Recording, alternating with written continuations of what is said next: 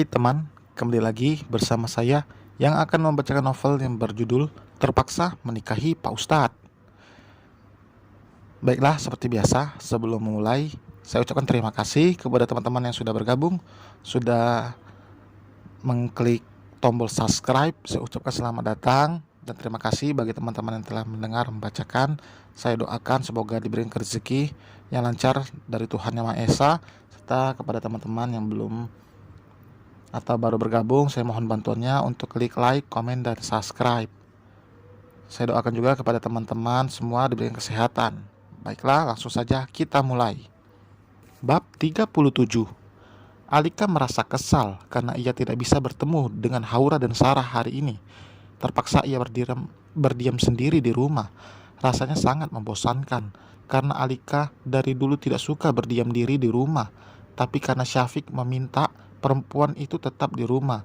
Alika hanya bisa menurut saja.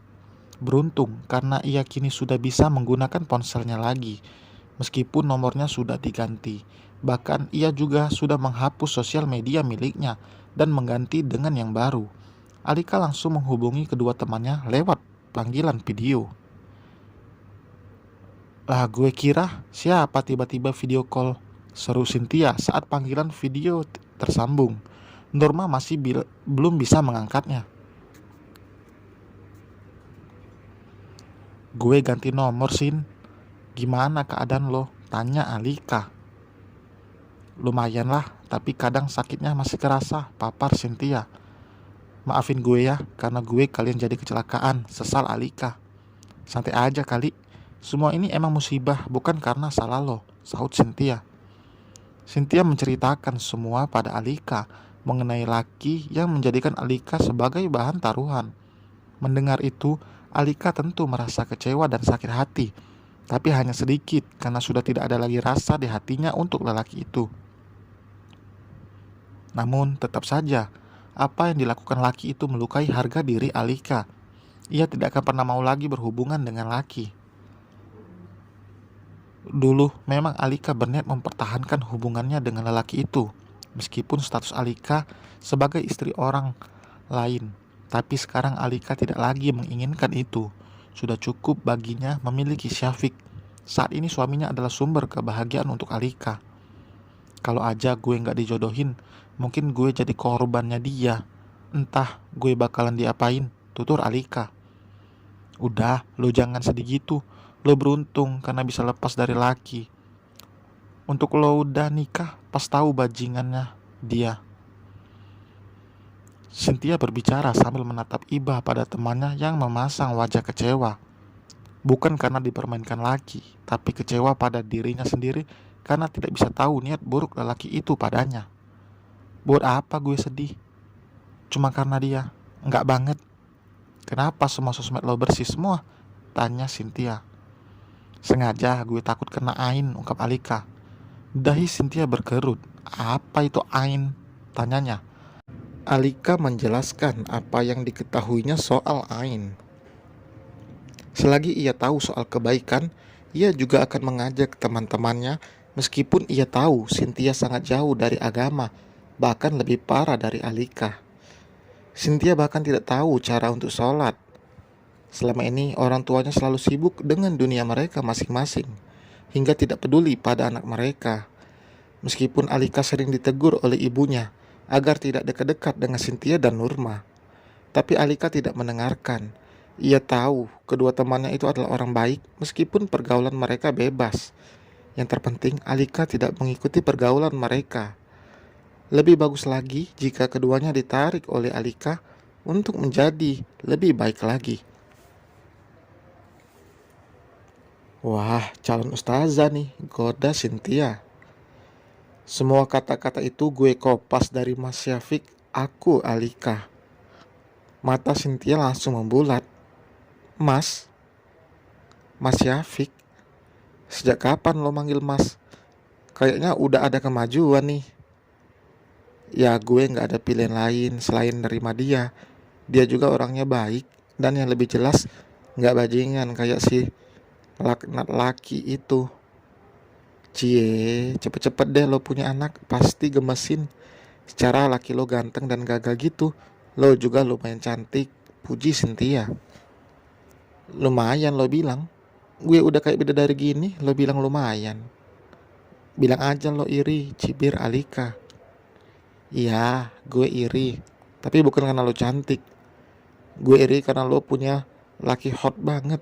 Tutur Cynthia dengan tawa kencang. Jangan berani lo bayangin dia. Ancam Alika. Emang kenapa? Otak-otak gue? Ya terserah gue dong, lo cemburu ya? Enggak kok, apaan sih? Sangkal Alika. Ngaku aja lo. Lo udah jatuh cinta sama ustadz tampan itu kan? Meskipun pada temannya sendiri Alika enggan untuk mengakui perasaannya, tapi Cynthia yang mengenal Alika sudah bisa menebak dari ekspresi wajah temannya itu. Cynthia merasa lega. Setidaknya Alika sudah bisa menerima Syafiq. Jadi Alika tidak terlalu luka saat beritahu kebusukan laki. Soal liburan gimana? Cynthia mengungkit soal liburan yang tempo hari mereka bicarakan. Mas Syafiq gak kasih izin kalau gue pergi sendirian. Tapi lusa kita mau liburan. Lu sama Norma nyusul aja ke sana, saran Alika. Liburan apa honeymoon? Liburan, Mas Syafiq dapat jatah liburan gratis dari kantornya. Jelas Alika. Ya udah, nanti kita nyusul aja ke sana. Ya udah, gue mau masak dulu. Perut udah teriak minta diisi nih, ucap Alika. Cynthia mentertawakan Alika. Sejak kapan lo bisa masak? Bacot lo. Udah, gue matiin. Tanpa menunggu Cynthia kembali buka suara, Alika sudah lebih dulu mematikan sambungan panggilan video itu. Ini sudah hampir jam 3 dan Alika belum makan. Ia akan mencoba untuk menanak nasi, karena tadi pagi, seperti kemarin mereka hanya sarapan roti. Alika harus memaksa dirinya agar bisa memasak, karena tidak mungkin setiap pagi memakan roti, karena orang Indonesia tidak akan cukup hanya makan 2 lembar roti. Alika membaca buku panduan di tangannya untuk menanak nasi. Langkah demi langkah sudah dilakukan dan tinggal menunggu masak. Perempuan itu dibuat kebingungan dengan lauk yang akan dimasaknya. Ia membuka kulkas yang isinya selalu penuh ikan, ayam, daging, berbagai sayuran dan buah. Semuanya tersedia. Hanya saja Alika bingung ingin memasak apa. Ia mengambil daging asap dan juga telur. Setidaknya ia mencoba untuk memasak untuk diri sendiri.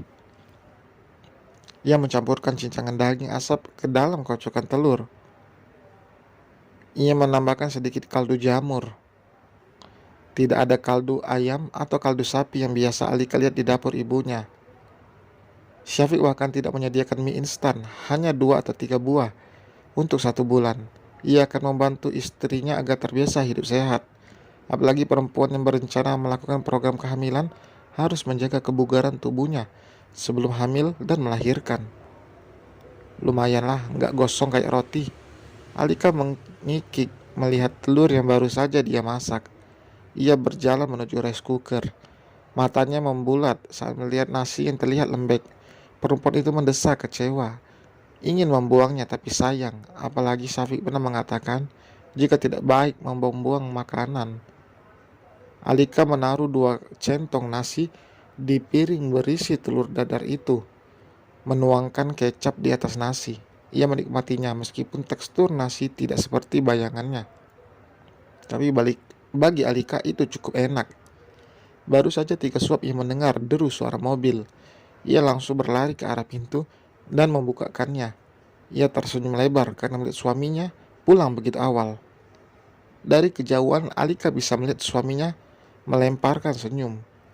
Assalamualaikum warahmatullahi wabarakatuh, cinta. Syafiq mengucap salam. Waalaikumsalam. Alika menjawab lalu mencium tangan Syafiq. Lagi makan ya? Kok tahu? Syafiq mengambil sebutir nasi yang menempel di sudut bibir sang istri, membuat perempuan itu tersenyum lebar.